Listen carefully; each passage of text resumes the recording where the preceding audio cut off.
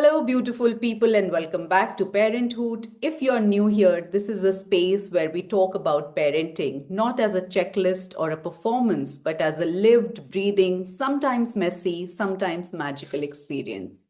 Here we talk about the real stuff, the contradictions, the chaos, the joy, the guilt, the love that doesn't always look neat, but is fierce and deeply felt. And today's conversation is very close to that spirit. My guest today is Divya, a journalist, a writer, mother, partner, rescuer, and someone who lives life with a certain kind of wild honesty that I deeply admire. Divya is the author of Chaos in the Coupe, and she shares her life with her partner of 15 years, Olivier, two tiny humans, Marius and Elora, and her dog babies, Marco Polo, Pari, and Taigu. If there's one phrase that keeps coming up when Divya talks about parenting, it's this: raising wild ones. Wild in spirit, wild in heart, wild in how they love and question and take up space. Divya, I'm just so glad you're here. Welcome to Parenthood. Thank you for trusting this space and for bringing your chaos with you. Thank you so much for having me. And I'm so sorry for all the noise. That's okay. We can't hear anything. It's fine. And to begin with, let's start with you. If you had to describe yourself today, not in roles, not in labels, but in three words or phrases that feel true right now, what would they be?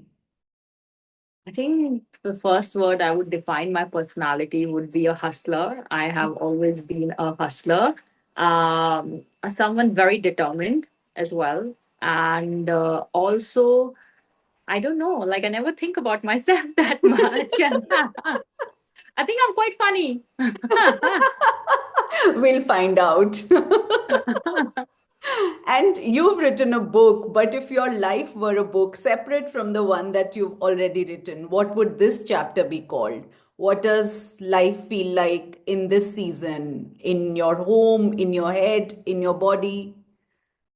I think it's really hard for me to isolate my life from my dogs, which has been a very integral part of my life. And they gave me that courage to be myself, to be a journalist, to succeed in a profession, to make it on it. So I really cannot really separate it. So when I started to write this book right now, it's totally, I think it's before kids. The book started much before the kids. I rescued my dogs and I was all around 24, 25 years old. So I guess this is me. This book, Chaos in a Coupe, is totally me. It reflects me in a multiple ways of someone who we are like. I think me and my dogs are very similar. We all are underdogs. We had a rough start in life, but we somehow came together, and all our stories mixed together, and we lifted each other up. Beautiful, beautiful. My God, look, the Marco Polo is here, stuck in a tent at the back. Yeah, Like that's my providing us. life. Like my kids are just always doing something strange. The humans, puppies are gone, and I think he's stuck.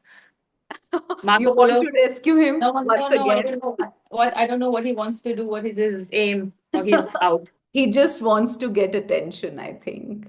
Yeah, I think he just feels very hot, or I don't know what is happening to him. He's like, okay, I don't find my spot. What do I do? Why have I come to a kid's room? So I guess he's behaving like that because of that. Yeah, Yeah, yeah. they're spoiled. They cannot like it's not so hot in Bangkok.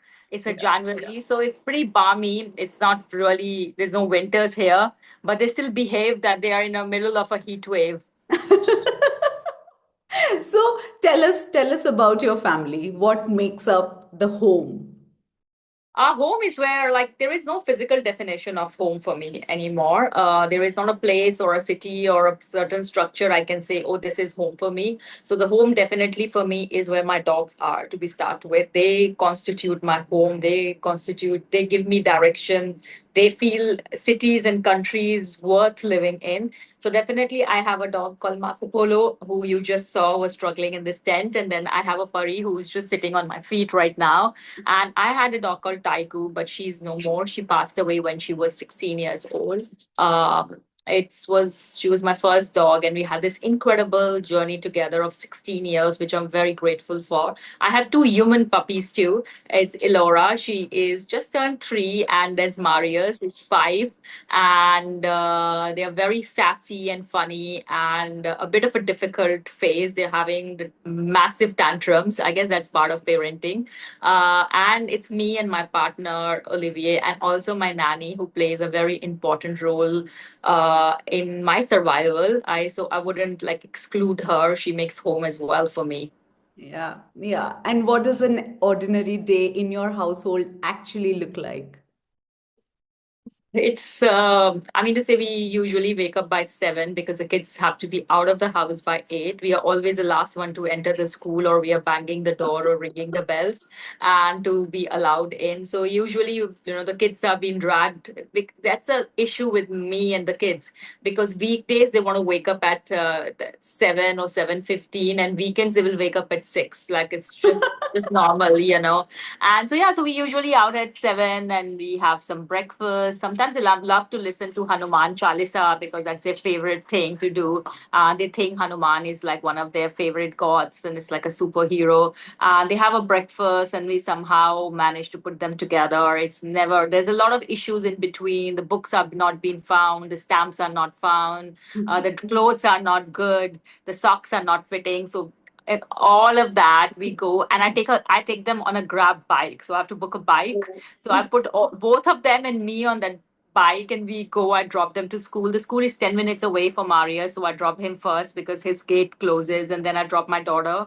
They both go to a French school, and I come home, I walk the dogs.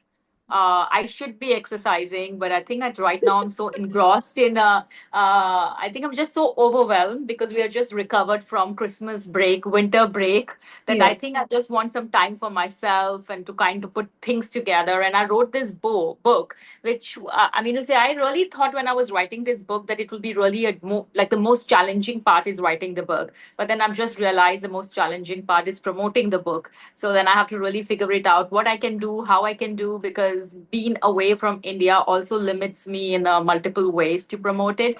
So yeah, so that's usually my mornings, and then the kids are picked up. My son comes at 3, so I still have a time. My daughter is back at 12 and she goes for a nap. So I do have my mornings when they are in school for myself, but there is still like then they wake up.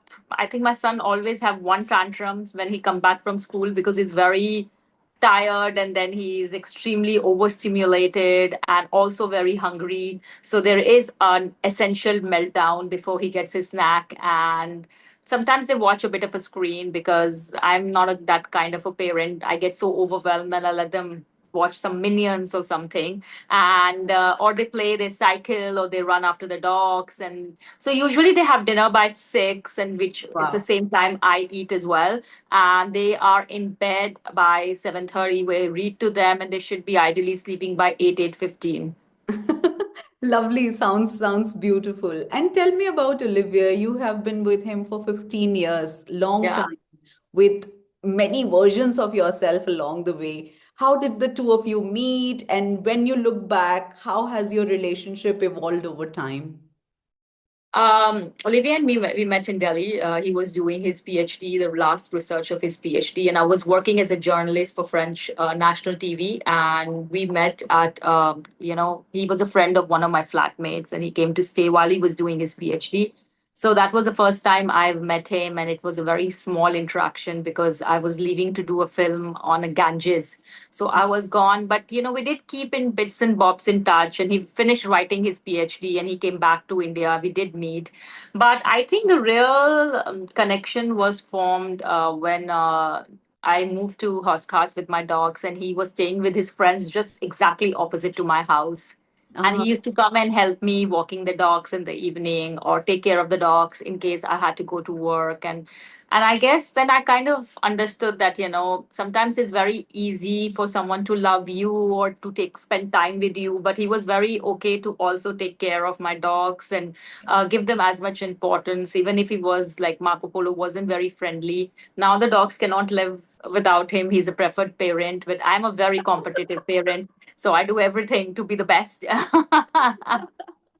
And yeah, so Olivia and we met then, and then we lived together for a few years because I thought it's really nice to live with someone to understand uh, how things work. Because when you are dating and when you're in this courtship period, everything looks really nice. And because you meet for those few hours and you're at your best behavior, I think the real raw self is always comes out when you have to share the daily life and the daily routine and that boredom also. So Yeah. we did live together for 2 years. We shared a house in Hoskas, and it was wonderful. And I think he had to deal with more of my issues than I had to deal with his because I came with a lot more baggage. And but I guess that the fact that someone can put up that with that version of you and help you overcome that. So then you kind of know he's the right person. So we did get married in 2015, and we had a very small wedding in Pondicherry where we did not invite any of our relatives because it's not necessary. And we just had few people who really mattered to us. And it was a really, and we just,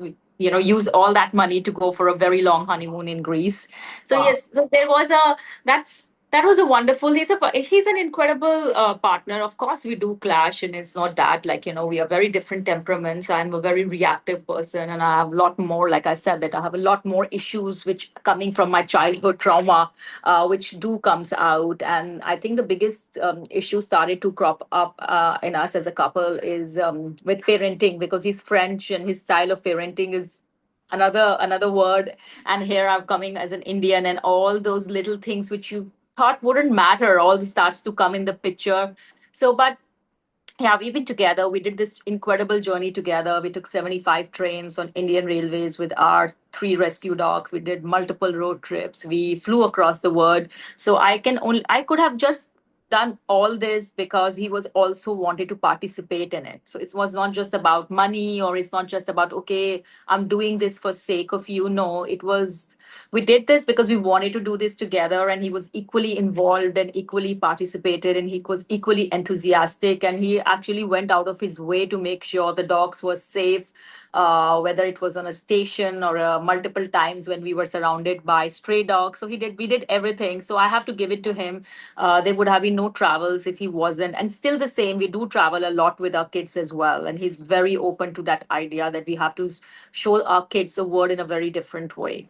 Yeah, yeah. And what does, you mentioned partnership, but what does partnership look like in a home that's full of children, of dogs, of noise, emotions, movement?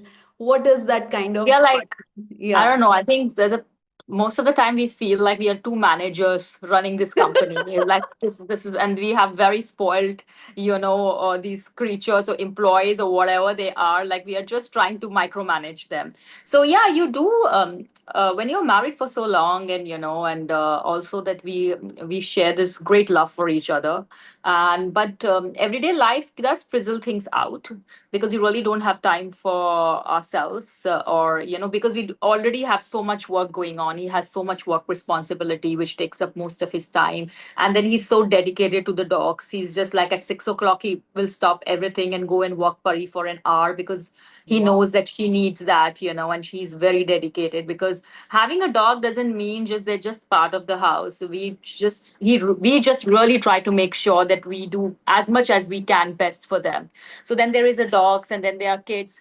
And evening we do try to spend as much. He try to spend as much time because I get more opportunity to spend time with kids than he does. So he does try to play Lego or like be with the kids. So yeah, there is a lot of micromanagement. There is a lot of work, and sometimes we do end up spending whole afternoon with the kids and end up working at night to make up for that. So yeah, we are sometimes it feels like we are just flatmates running this company, and we have very spoiled bosses, which is right now our life is controlled by our kids and dogs. So you do feel like that, it's like we are, you have to go be their butler, we have to be their assistants, we have to be their therapist, we have to be their like like a little safety blanket, and we have to be their hospital. Like my son said, you're my hospital, which I thought it was really sweet because he got hurt and it was really bad, and he said he doesn't want to go to a doctor. He said he's okay to be in my hospital. So he let me ice his bobo, but he wouldn't go to a hospital. So, there is so many of these things that we do. I think us has taken a huge setback because the kids are really young. But Yeah. we do try to take some time out once in a while. Like we always say, oh, we'll go for a date night once a week. It never happens.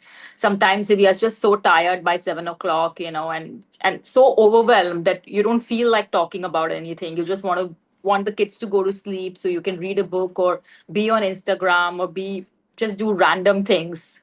Yeah. So yeah, but we do try as much as we can that we can do something together. Yeah.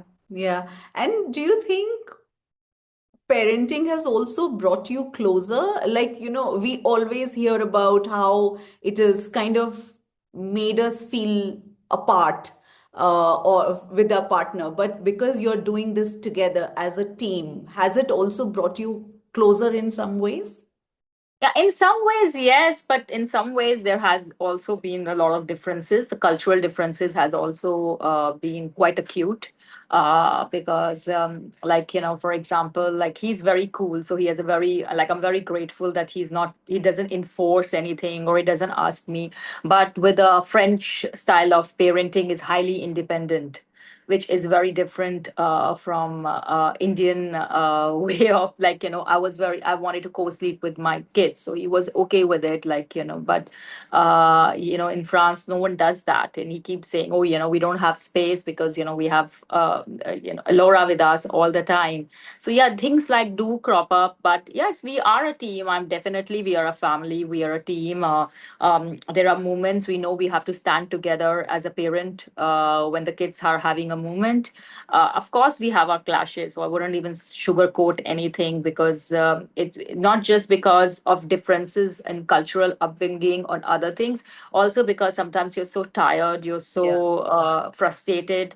Sometimes I feel that, there are moments I feel that he's still going for these multiple conferences and he's doing everything, and I have kind of taken such a setback, or like my level of interaction is only with toddlers and like preschoolers and their moms, and we just don't talk anything else about then, what my kids are eating, whether they're toilet trained, and that can be a bit frustrating for someone. Like I had a really really interesting career as a journalist, and we traveled so much, and for them it's very hard, for many people it's very hard to understand a life we've had before, and moving countries, multiple countries, never really helps because there is no village to help you, or there is no friends who already know you. You have to kind of restart, and so there is a lot of factors are playing, but I still feel that we are really a good team when we have to be, but I wouldn't also deny those fireworks.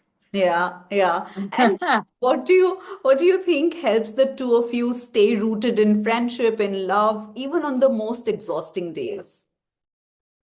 Because end of the day we always say that we want to be together and we want to make this work, and I've never been out of love, or he has never been out of a love, so there might have been differences, there might have been a lack of communication, or there might have been some bad reactions or anger, and all of that has happened, or and which does happen because last 3 years were very intense. We moved from Delhi to Paris, and then we moved from Paris to Bangkok, and I was 7 months pregnant and giving birth in a new country and raising a newborn without any help. And there is so much, and when you have a toddler already, so there has a lot happened in 3 years.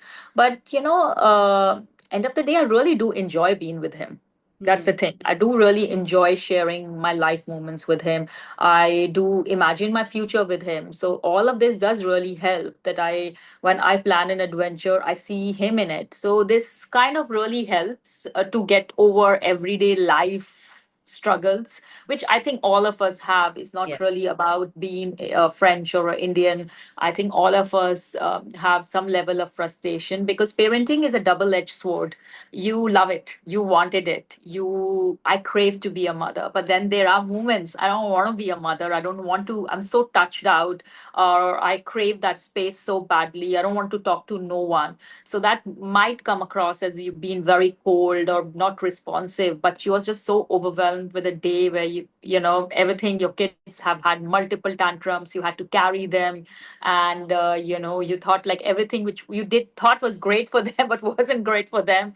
So yeah, so there are these factors which does play in the time, but as long as the core is solid, all of this is just going to be part of it. And I don't think so just being a parent, there's multiple parents, sometimes his parents are involved in it, sometimes my parents are involved in it, so there are going to be always multiple factors being involved in it. But if the core is kind of clear, then you kind of navigate, you can swim around that. Yeah, yeah. And I want to go back to the beginning of your parenting journey, Divya. What was your entry into motherhood like emotionally, practically, and logistically with both Marius and Elura? So I think my entry to be motherhood was violent because I lost my first baby at 40 weeks of my pregnancy, Gabrielle, and the day I was supposed to deliver, and they said they had no heartbeat. So that was as rough as it can get, I guess. And I had to deliver, and they did not force me, but they just obviously recommended me to deliver the baby naturally because that was the best for me because of the tissue damage. So to deliver a baby who's no more, who you waited for, you felt at 40 weeks, and he's still, and that was, I think, one of the most traumatic thing that could happen to any parent. So you are a parent but you don't have a baby, so you have everything ready at home but you don't have that child. So I think that was extremely devastating for me and Olivier both. But I think Olivier was so focused on me healing of the trauma of that childbirth was massive for me because it was absolutely brutal. Like, I don't want to get into details, but it was just brutal physically, emotionally, financially. It doesn't really matter, but all that aspect. So I think it took us a really long time, not like a year, to kind of come to terms with it. And then we did realize that it's just that a lot of people go through it, they just don't talk about it because you have this whole thing that, oh, why me, and like this whole misery, like you're the most miserable person, and why did you deserve that, why did I deserve that, like, so all of this. And I did conceive Marius, and I mean to say, like, but I thought I would be more stressed in my second pregnancy after Gabrielle. It wouldn't be as smooth, but I wasn't. I think I was okay. I was like, okay, fine. Let's just go through it as be more, of course, take more precautions and everything, but freaking out, not living my life because, when I lost my baby, a lot was being told, like, it's because of my age, because I had my kids fairly late, or it's because of me traveling. I was still working as a journalist and traveling and doing films and everything from black magic. You can imagine every kind of theories are being put forward. So, but I did not let that kind of come in the picture. I still worked. I said, I still want to do things I like to do because I don't want those 9 months to be a misery. I don't want just to be sitting and brooding, oh my God, is it going to go wrong again? Or is it going to be like the same time? So I did everything I wanted to do, not listening to many people, and where I was like, the advice is very unnecessary, and you get a lot of it when and especially when as a pregnant person, you do get a lot of advice, but when you have something like that happen to you, they even more so ever, like they all have something to say to you. But I did give birth to my son at 37 weeks. I did not go full term because of the last week. And it was the most wonderful, most joyful, I think, most incredible feeling to hold that little boy who's extremely still close to my heart. And yeah, you forget the pain, you forget the misery, and you have that baby, and he heals you and he helps you. So it was rough because I was so focused on being pregnant and having one, like, a child to be alive and like to deliver it safely, that I really did not I will understand that how much work it takes once they come out. So I think that was a shocking part. I was like, okay, now he's alive, he's out, he's safe. I've made it through that pregnancy. And then I realized, oh my God, I have to feed him. And he cries, he doesn't sleep, but he was an incredible sleeper. After 10 days, we found a rhythm, and he slept like a baby. I think, he used to sleep 15 hours to 16 hours a day. Like, Wow. Like Mm. Marius was incredible sleeper, and I always used to wonder why people are complaining. Why they say the kids are not sleeping, or babies? And then I had my daughter, and I'm like, oh, I know you, I feel you. I think I said all that very unnecessarily, and it has fire back on me. So yeah, I don't pass till the fear of my pregnancy, the fear of that loss, and fear of that cold, still body to my kids, because it was a lot for myself, and I know a lot of my reactions come from that, because I'm always so worried something would happen to them. But I try not to pass on as much as I can. Like sometimes I do overreact when they get hurt and I have to take them to the emergency. I'm crying more than they are crying, or I'm like, oh my God, why I didn't think so. I can be a parent. Someone else have to take these kids and keep them safe, and all of that, of course, happens. But I really enjoy being a mother. I really enjoy raising these kids because I can really shape them. I can make them kind and compassionate and pass on to them this incredible sense of adventure, which I think they already have. Yeah, yeah. And you told about such emotional experience and such moving experience, but you also talked about, how you came out of it and how you then moved on to your next pregnancy and delivering that child. Was there anything that surprised you about yourself when you finally had that child in your arms? I think I just realized what I lost more. Mm-hmm. So that's what that you realize, because at that time it's so clinical and that you're so focused on delivering and you're so focused, like, there were forensics, there was so much things involved at that moment. It's a bit nasty. And unfortunately, a lot of time the nurses are not trained to be that sympathetic. And it's like, oh, take care next time, because you don't want to hear next time. You want to hear that you've lost something, you have to mourn it, and it's a huge loss. It's a absolutely huge loss. It was a baby, like it was not a fetus, it was not something, it was absolutely a beautiful baby boy. So yeah, so all of that. But yeah, so I think you really have to have that mental strength to understand that sometimes, even though with the so much medical technology and having the best hospitals and all, things are not in our control. And I don't want to go too down that line that someone did something to me and because of that happened, because medically there can be a lot of parameters that can lead to this. So yeah, I had to find something to tell me that yes, it's a loss, I have to grieve, there will be tears, there will be nightmares, there will be all of that. But I also went back working, and I also went back traveling. I also went back, like me and Olivia, we did travel a lot. It was not an easy travel because we end up having this so much of nightmares and all of that. But we did stay together, and we did survive that time together in spite of the pain. And we do. And for me, always, I'm a mother of three kids. I'm always mother of Gabriel also. But I have a beautiful baby boy now, Marius. And I feel that the only reason I could have him is because I also had that mental strength to go through the pregnancy again. Because a lot of time people just don't want to go through that kind of a pain again, or don't want to subject themselves physically or emotionally or mentally through something like this again. But I really wanted to have a child, so I have this baby boy who's really like me, more than I think. And I also Elora, who's absolutely a sassiest little creature you can meet. And you often describe your parenting journey as a roller coaster. Can you tell me what that really means for you in real life?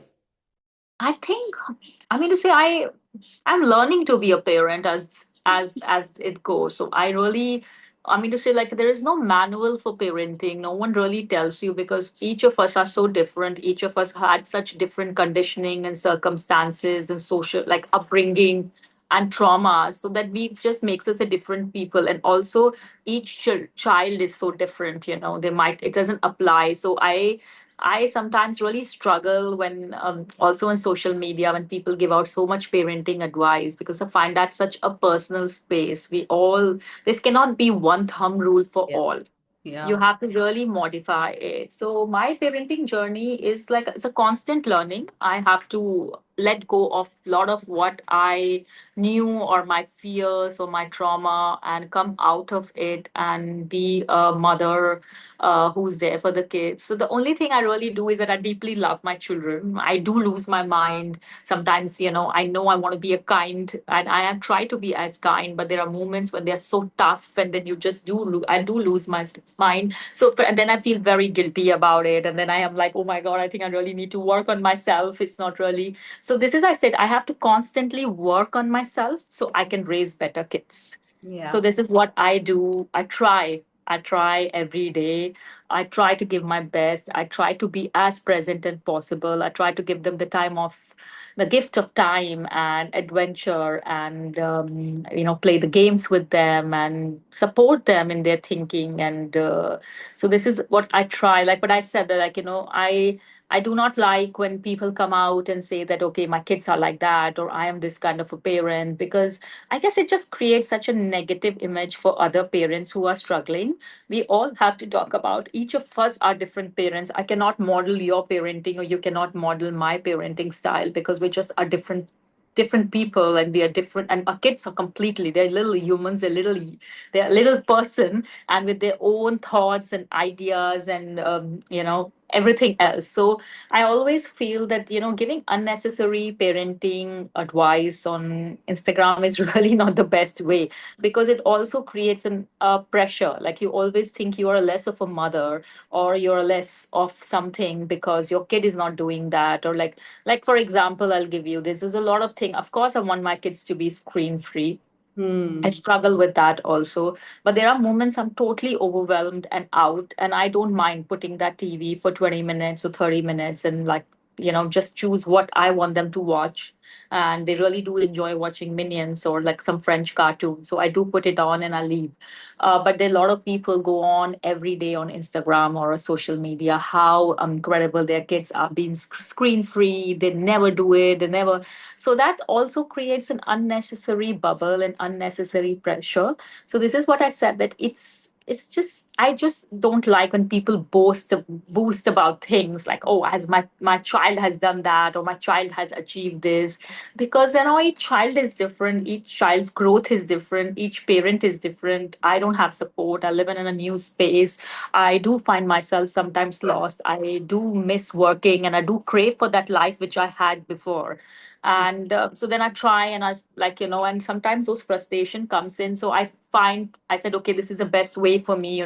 Can you just 20 minutes give it to me, and that would really help me to do things, or take a shower, or like, something like this. So yeah, so that's the thing. Also, I find that social media right now is really making a parenting even more challenging of a task. Yeah, yeah. And also when we consume it, like, right, it's right before us, and we consume it relentlessly, and consciously or subconsciously it does get into our head that Of course there it is does. something that I'm not doing right. There's something that, it's not, and we don't know what is happening behind the scenes. Like, what we see is only the tip of the iceberg. Yeah, but when you're so in that position, when you're already second guessing yourself, and you're Yeah. already doubting yourself, and you already think that you're not matching that standards, which even you had set for your own self. And then you see that, okay, someone is just saying, oh, my kid is, oh my God, is so fantastic. He has already achieved this, or he's never watched screen, or, he's just doing this, he's a child of nature and whatnot. And then you're like, so that's I really do not like that kind of content. I really avoid it. I put it on my, I don't know, no, don't show me none of that stuff, because there is lot to already figure it out, there is lot to already deal with. And I guess we all know screens are bad, we all understand that, but I also understand that I think screens are okay for a bit if it helps me to be more calmer. Yeah, yeah, absolutely, absolutely, yeah. And Divya, your family doesn't, I mean, it just doesn't stop with humans. It started with dogs. Your family, as we know it today, you've opened your home, your life, your hearts to rescue dogs alongside raising children. How did that begin? Tell us about the rescue story. Oh my God, I think parenting dogs is much easier. So, and everyone Yeah. tells me. So everyone then comes tell me, "Oh, you had three dogs, must be so hard." I said, "Give me 10 at this point of a time. I think that will be easier than two of them, Marius and Elora." So I think this is a whole myth that parenting a dog is very difficult. Please just have two toddlers at home, and then all your feathers will ruffle at the same time. So I met Tigress when I was like really young, but I rescued her when I was 25 or 26 years old, and we have been a family since then. I think this is where my first maternal instincts came. They really do are my children. I feel like children. I would go out of my way to do things for them, and this incredible sense of love. The love doesn't know species or creatures, and the kind of love an animal can give you, no one. And they're the most grateful. And I mean, I don't want to say it, but kids can be a little nasty. Yeah, they're a little ungrateful. You know, Yeah. I don't want to say much. They are. You have no idea the tantrum my son had because we gave him a guava yesterday, but we put a watermelon and a juice of watermelon touched one guava, and he just threw everything on the floor. And we told him, okay, fine, you have to pick it up and apologize. There was no reason to throw everything, even if you wanted that watermelon juice to touch the guava juice, whatever that happened in that bowl. And he went in a full blown tantrum where he was just screaming. There was no way you could talk to him. There was no way you could communicate with him. He was in this mad frenzy. I know it was triggered by extreme tiredness and hunger. He was hungry.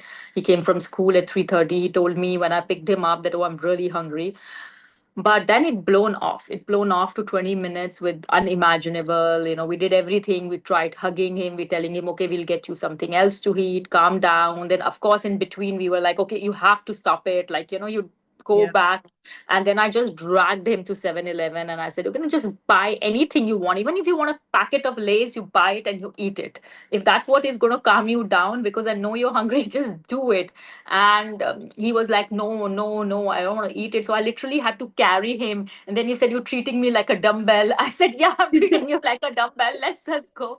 And then he bought himself a packet of Lays, which I told him he can have it, but he can only eat half, and half he has to share with his sister. And then he want edamame and cucumber. I said, fine, let's get everything. And moment he ate like that 4 or 5 bites of Lays, he calmed down. And he said, Yeah. I'm sorry, I was really hungry and I know I shouldn't have behaved like that. So all of this, but that's the thing, with the dog, is that they're so grateful. They want so little of you. Yeah. Like, they want so little of my time, or there's so little of my attention, but they're always there for me, Yeah. always waiting for me. So for me, I cannot imagine my life without dogs. I cannot imagine my life without rescuing and giving a second chances. And this is a story which merged very beautifully with my own. I got a second chance at life. I got a second chance at motherhood.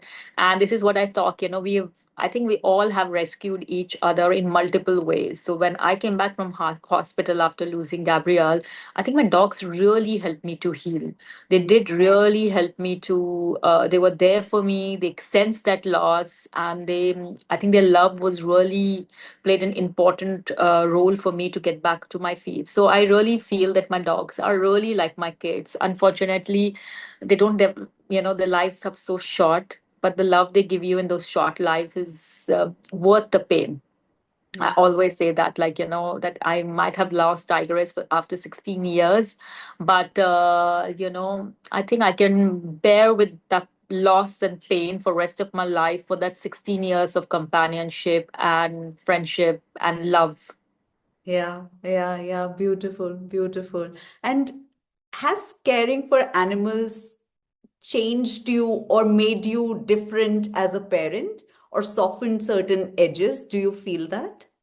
Think I was a parent, so it was not like, oh, I came to the new, like, I always had a sense of responsibility till I was 26, because I was responsible to take care, responsible that we had a place of our own, responsible that I had enough resources to take care of them from wet to their foods, enough resources to take them on a travel and to travel with them. So I always had that huge sense of responsibility. I was not like, sometimes when you are single and you're just married, you can just wake up next one day and go wherever you want, or take take that flight or take that assignment on a whim. I did a lot of work, but it always was very planned. I always was always a sense, because no, I had someone to have at home to take care of, Olivia to be there. So there was always a sense of responsibility. So becoming a parent after having three dogs wasn't that difficult, because you just kind of, you add another, factor to it, another chapter to it. But I was always responsible, so it was not that difficult. I thought that I was ready for it also.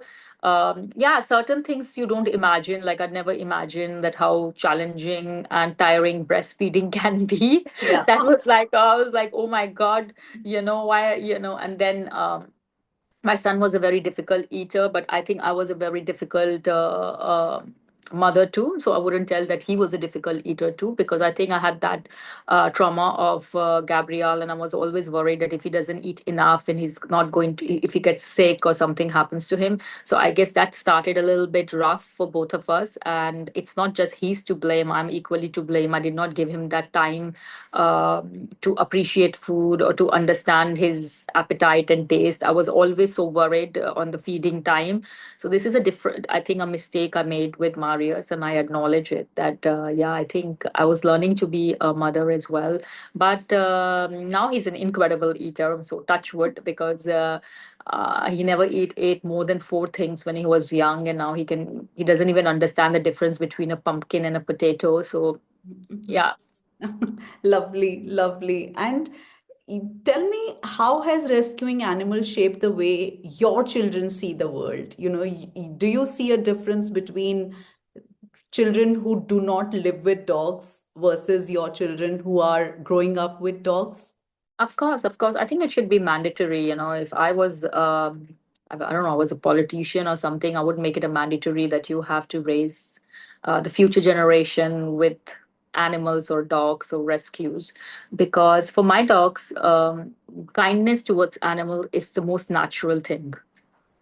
Like, this is just most natural. It doesn't have to be told. They tell me, oh my God, why this cat doesn't have a mother and father, why they don't have the humans, why they're eating on this thing, and like, why can't we take this thing? We have enough space at home, why can't they just stay with us? They just don't want anything. I can give my 10. So it's like a most natural thing that you have a house and you have animals.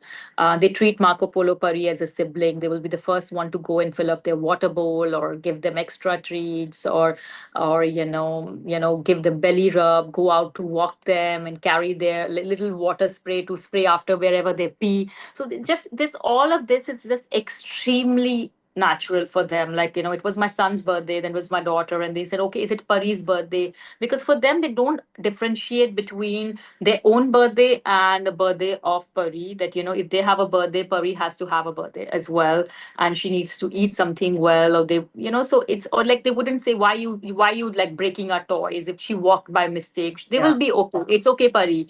Or like, if she's sitting on a sofa and they're lying around, we wouldn't tell Pari to move because they are jumping around the sofa. They will understand that, okay, Pari is sleeping and probably we shouldn't be jumping. So it's the most natural, and they always feel that, oh, she keeps saying, oh, Pari is strong, and she can protect us from all the monsters, and we will take her there and she will just bite everyone. So it's a real sense of family. It's a real sense of this love and bond between them. And I cannot imagine my house, or I know my kids cannot imagine. They still miss Tigress so much, and she's talked in our house in like present tense. Oh, Yeah. Tiger would have liked it. Oh, Tiger was there. Oh, and then they write these little notes, because my son has just learned to write, and they're very sweet. It's written, I love mom, daddy, Elora. Then he says Popo, Pari, and Taigu. So it's Oh. always, there is always, for them, they are part of a family, and they are, and I think they have kindness. If they see a dog, they'll always say, oh, it doesn't have a food. And I remember we were in Egypt, and he was very hungry, and there was a dog standing by the car and looking at them eating these cookies or biscuits, something, oat biscuits. And I said, look, and he said, oh, he looks hungry. I said, yeah. And then he said, we don't have food. And he says, okay, fine, I have these five cookies, let's just give it to him. So, Oh. it's very natural for them to and he was crying. He said, I'm hungry, but let's give it to him. Hmm. And he gave it, and I said, okay, don't give, well, just give two if you're really hungry. He says, no, no, he looks more hungry than me. So let's just give it to him. So I think when you raise kids with dogs, you make them very responsible. Yeah. They understand, they are not very species specific. They understand that all the species have right to coexist. And I feel the biggest lessons we can teach our kids or anyone right now is a coexistence. It's not about like, uh, if you don't love animals, or I'm not going to convert you to love an animals, or someone is an animal hater, I'm not telling them, oh, go get a dog or change yourself. I just think that coexisting is the biggest thing we have to teach people. And my kids, I think, are. And the kids are really kind. They all are born kind. It's the conditioning which makes them look at the world very differently. And the parents play, when they're young, parents play such a crucial role in that shaping of their mind. Like I remember there was a lot of time with the kids. They keep saying the kid, like, oh, don't touch a dog, you have an allergy. And Mm. how are they so certain that they have an allergy?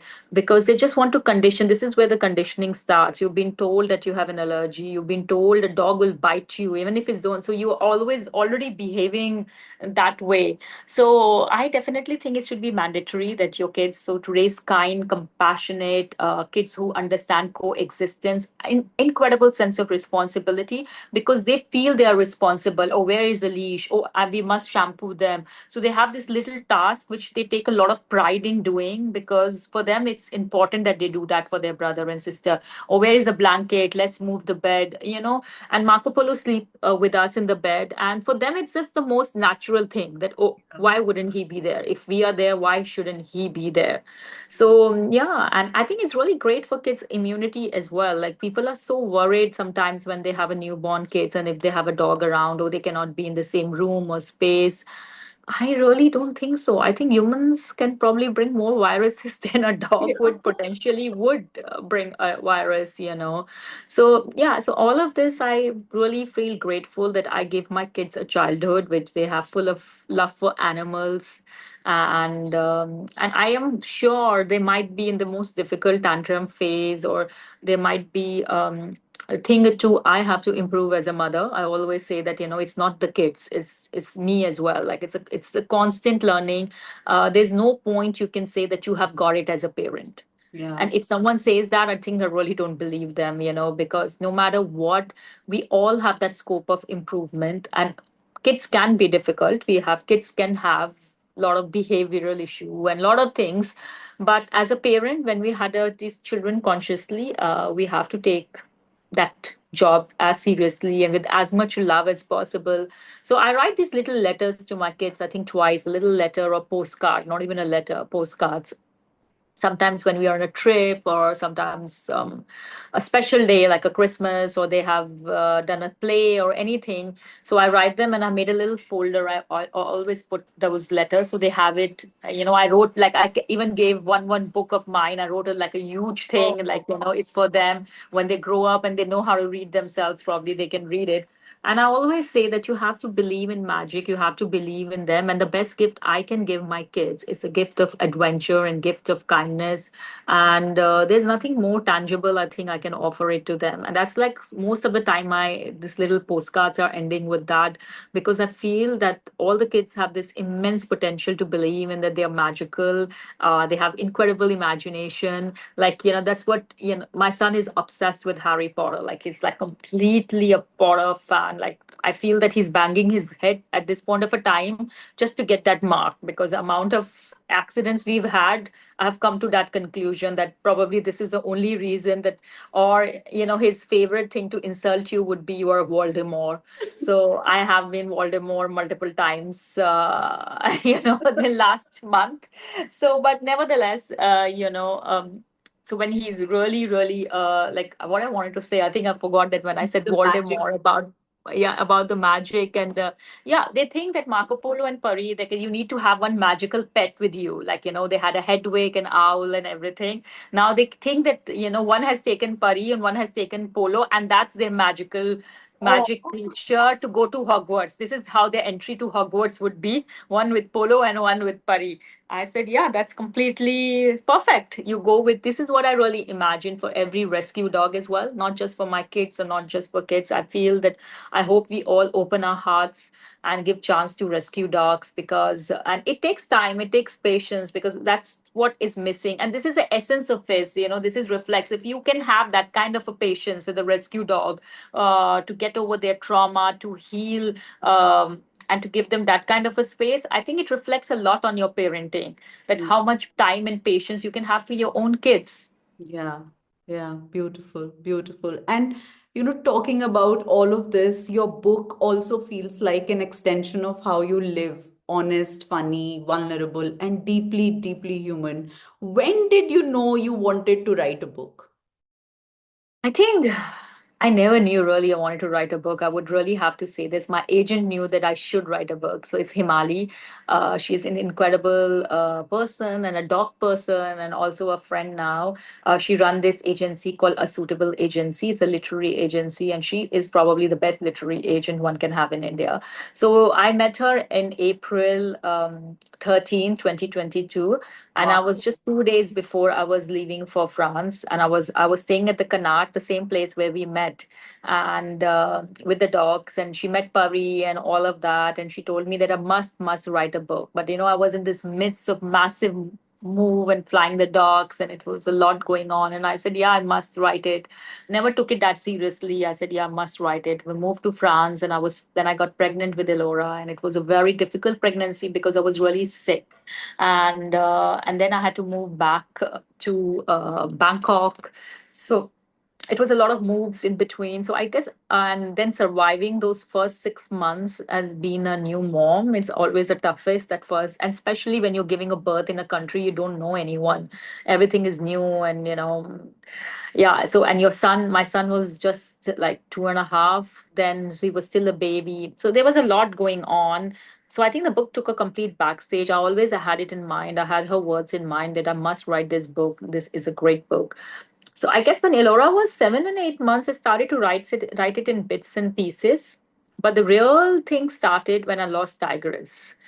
After getting over that initial grief of losing a dog who have been your part of your life, a companion, incredible friendship, your baby for 16 years. I I think I had that urgency because I did not want to forget a lot of small details. You do remember sometimes the global feeling, like of that warmth of love, that blanket, the presence, the softness of her fur when you touch it, and that incredible smell she had. All of that you do remember, but you sometimes start to forget those little funny incidents. So I think this kind of triggered me to take this much more seriously. But it was still not, I had still young children, but I think I have to give it to Olivier. He gave me few months where he used to take care of Elora in the morning, and he used to give me those 2 3 hours in the morning to write. And this is where I started to write my book. And yeah, I'm just so glad that it was taken by HarperCollins, and I had the most incredible again.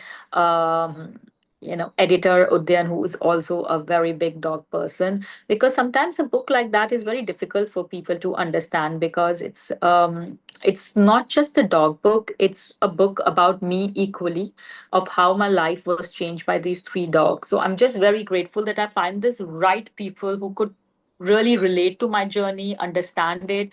So, and they played a very, very important role. So I finally have a book. I couldn't believe that I wrote it, and I can't believe I'm a published author. But most of all, I'm so grateful that I could write a book about indies. I could write a book about how incredible they are and how much they deserve, and put them in a global scale, because it's not just indies you rescue them, or they are just at their home. I What I wanted to show in through this book was that how amazing of traveler they are, from hiking to staying in luxurious hotels like Ras, to flying to Paris and picnicking under Eiffel Tower, to living in Bangkok, and the fact that they could do it, because I think they're one of the most low maintenance. Yeah. They don't need some special care or special diet. They are very okay with whatever. They adjust so beautifully with different countries and different temperatures and different terrains. So yeah, so I guess that's what also my aim was, that I portray them beautifully, and it reflects on not just my three dogs, but on in general on all indies.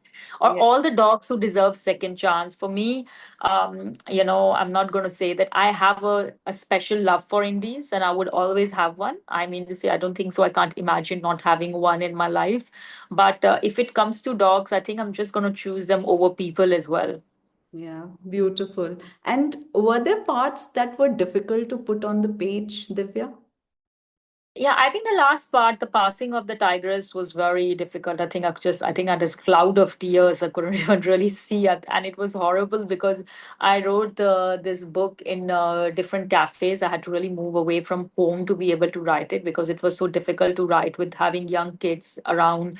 Every 5 minutes. They seek you out or they like sniff you out. And they definitely sniff you out even more than better than my dogs can sniff me out. Yeah.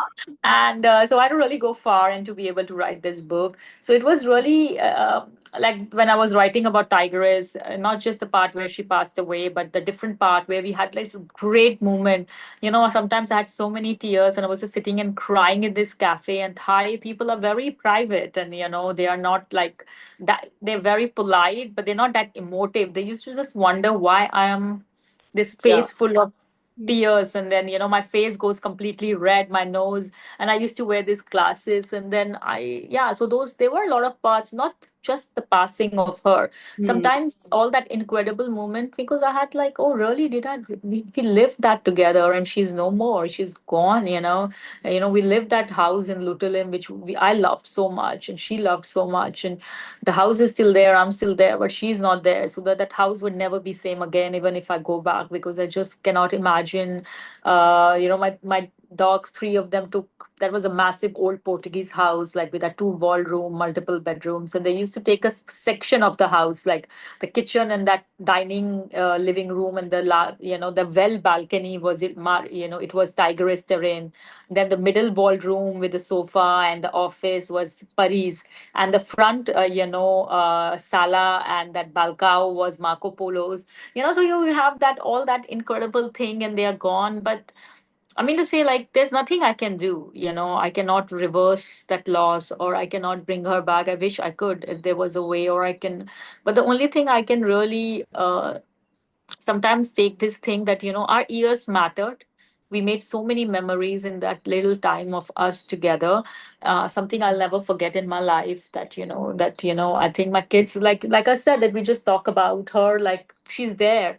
She's like, oh, I've hidden something behind. Like my kids favorite thing is to hide something is behind Tiger's picture. They hid something behind Taidu's picture. So she is part of us. She will always be part of us. But I also hope her story inspire many other people to rescue more, and rescue the an indie and travel the world with them. Beautiful. And tell me, coming back to your parenting journey with the kids, back again, the human kids, what are you looking forward to as your children grow? What kind of relationship do you hope to build with them in the years ahead? Right now, I don't want them to grow because they're so cute. Even if they give me grief, even if they give me grief, and even if I think that I am multiple times I fail as a mother, but I still those little love yous and those cuddles and this little nice baby smell, and all of those holding them, and then this little hands entwined in your arms. I am absolutely into that phase. So sometimes when their birthday come and they're so excited, and I'm like, oh, we're growing up, and I'm like, no, I didn't think I would like you to be a baby for a little longer. But I definitely think, I over a year, I hope we form this incredible relationship where we can do things which we like together, from hiking to swimming and to rescuing animals together, and have a deep friendship. And I hope they always think that I always tell them I've got their back no matter what they do. And that's the best gift I, as a parent, can give them is a sense of security, a blanket of security. And that's the only thing I can, because after a point, your role is to enable them, to give them the best of the opportunities, and but you cannot live for them, and you cannot I cannot enforce any of my dreams or my passion or anything on them. I guess I also want them to see me more as a mother, more than a mother, because Mm. those initial parts, because I was full time taking care of them, they don't understand those 15 years of my life as a journalist. But slowly with the book, they do understand. They came for one of the book launch in Bangkok and they told me, "Oh, you did talk to so many people. You were good." And they said, "Oh, but you wrote a book as we saw the name. And now my son insists he must sign the book with me because he's part of that book, he's part of that story."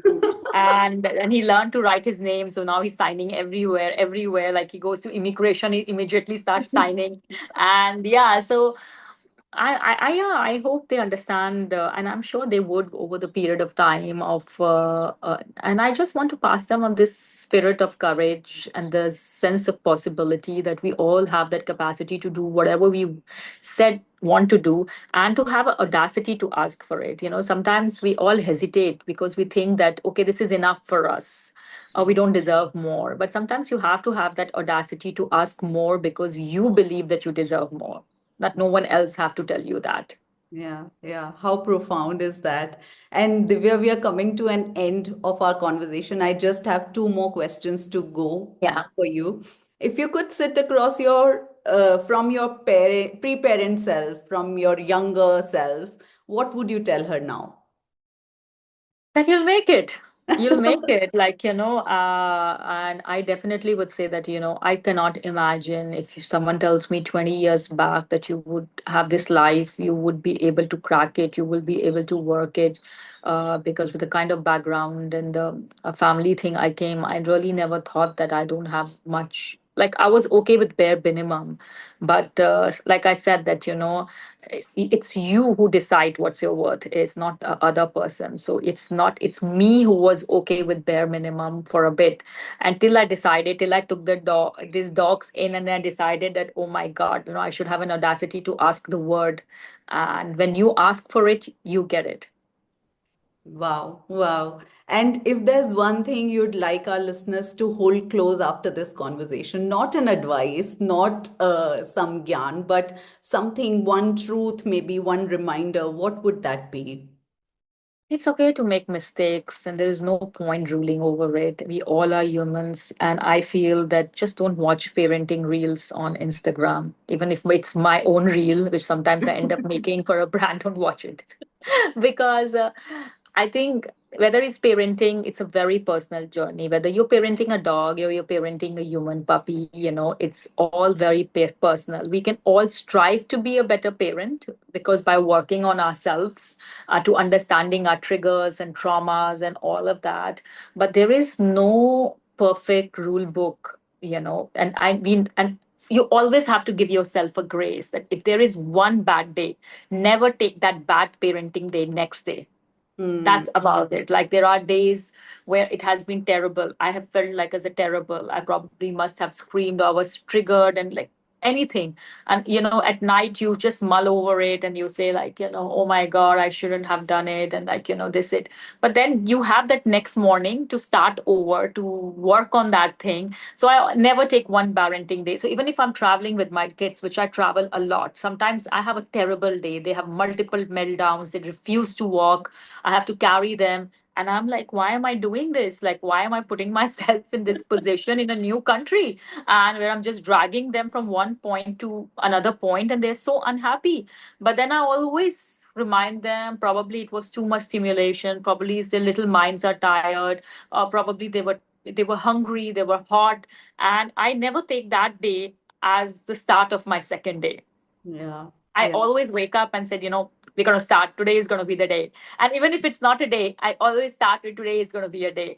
So, yeah, so never take one bad day to another. And I think that works on anything. Even when you're rescuing a dog, when I rescued Pari, it was really tough for her to integrate with other two dogs. There were some days it was like violent fights between her and Tigress, because she wanted to maintain her hierarchy in the group, or find a place in the group. And it was terrible, like, there was cuts on her, on my fingers. And it's very easy to say, oh my god, I cannot do it, this is it, oh, it's just finished. But I always used to say, okay, today has been a really tough day, but tomorrow is just going to be a better day. And even if it's not, and that's kind of helps you really, because there's no point taking that baggage ahead. And I always say, it's not the kids you have to work, you have to work on your own self so much to be a better parent. I Yeah. never blame the kids, even if they have a bad day, even if they're badly behaved. I understand that. I tell them very clearly that I think you were mean, or it wasn't nice to say that. And when they calm down, they do come around and they realize what they have. But there are moments when they are like that, and I also react that as strongly. I always tell them that, oh no, I shouldn't have. I probably should have worked on my own reaction and my level of patience. So yeah, so that's the only advice I would have. And parenting is, no parent is perfect, so please don't listen to, like, sometimes when moms come to me and they're telling me, oh, my son is just eating everything, he's cleaning after it. And I'm very happy for the child, I'm very happy for them, but I don't believe this can be every day. Yeah. I Yeah. don't believe that, like, this cannot be linear. So then if that's the case, you're kind of raising a machine Yeah. Yeah. who's either so fearful of you that he's not going to be react in any other way but in that standard way where he follows what you are asking him. That's why I say, I think I raise a wild ones, because Yeah. there are no rules in our house. The only rule is that we all go to bed in love, like we are cuddling, we are hugging. If the kids want to be in the bed with me, Marius has his own bed, but he still wants to be in bed with me, I have really no problem. He's going to be little for so little, so I let him be. I let him have that hug, and and read two extra pages. Or even if he's complaining, sometimes he said, "You're not a good mother." I said, "No problem. What can I do now?" I try, and then he says, "No, no, no, you're a good mother." So I mean to say, like, also not taking things too hard. Yeah, yeah, yeah. Divya, thank you so much for your honesty, for your humor, for your vulnerability, and for showing us that parenting doesn't have to be tidy to be meaningful. I Yeah. I really loved having you here. Thank you so Oh, much thank for you so making time. much. Thank you. And and it was really lovely talking to you. So bye. Thank you. Bye. And to everyone What? listening, if this conversation resonated with you, if it made you feel seen or a little less alone, I hope you'll share it with someone who might need it. Follow Parenthood wherever you listen to podcasts, leave us a review if you can, and keep these conversations going. Until next Okay. time, this is Neha Garg signing off. Bye bye.